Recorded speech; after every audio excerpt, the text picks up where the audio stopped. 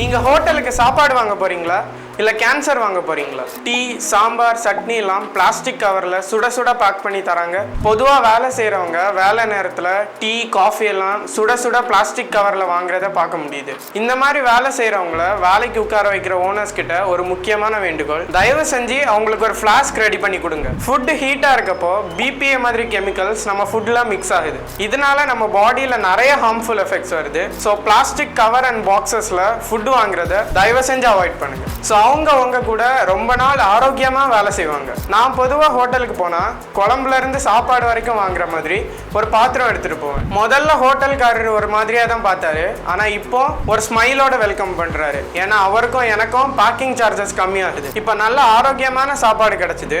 சாப்பிட்டு சும்மா உட்காந்தா எப்படி? ஏதாச்சும் ஸ்போர்ட்ஸ் பண்ணா தானே ஹெல்த்தியா இருக்க முடியும். அதுவும் இன்டோர் அண்ட் அவுட்டோர் ஸ்போர்ட்ஸ் உங்க வீட்டிலே இருந்தா எப்படி இருக்கும்? இந்த மாதிரி யூஸ்ஃபுல்லான வீடியோஸ்க்கு ஜேஎஸ் ப்ராஜெக்ட்ஸை ஃபாலோ பண்ணுங்க.